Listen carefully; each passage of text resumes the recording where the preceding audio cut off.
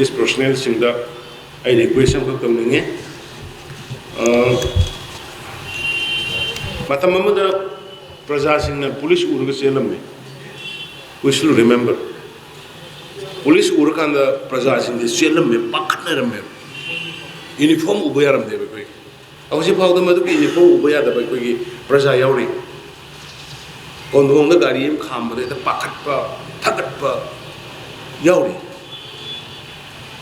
adugi potu si madam adu hendo kare police says people's ki friend ne the protector of the people's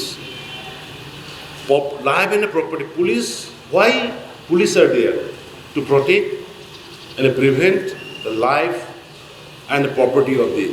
masses sigi feeling si create on with me am nafu tarise adu hojikti yam phare I really appreciate the policing adu phamanduna ne amuk soini noi gi nahan mamang da noi mamang da angang duna angang khara duna khut thabdo angang khara duna khut thai angang macha am su pamjari bodo madu kum bodu di noi no wonjan gadam adu kum bas ka hen bayor ko di tak makhut ta pair ga lekhi ga noi police noi training lo yor ko ni Meecham da khut thab gi madam biroi dam le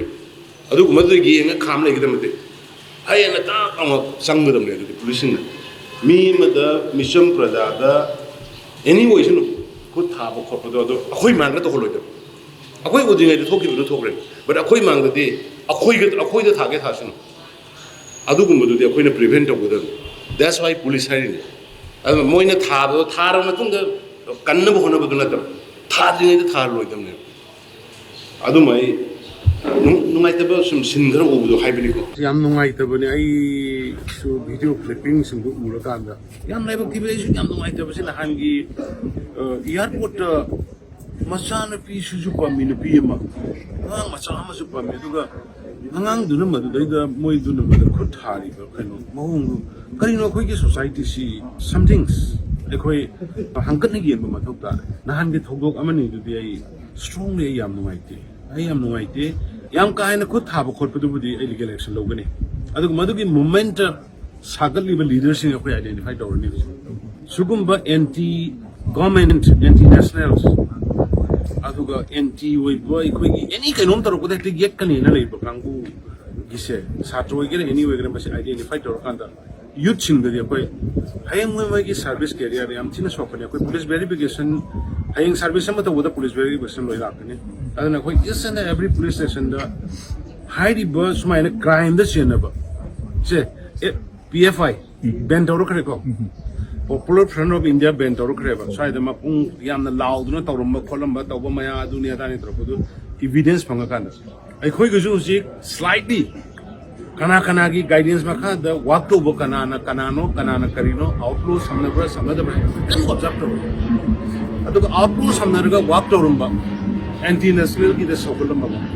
anti state ki da adu ma tawr ma ga de hayeng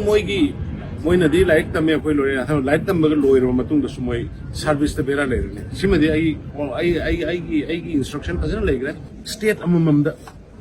student gi body lai ba yam tangai phade aduna bo khoi election to do ni akoina na han election ei thoi du so ina han haise dre jaga khara da khoi gi keno si khoi gi kari hai nomination papers munna ba europe even atai natta ba ai sida media da panning de atai maming kari keno senar kan ki han ma pulam europe gi masi khana ba tare soina ba tare na to kan khana ba haura ba ni ma phang an group nai madu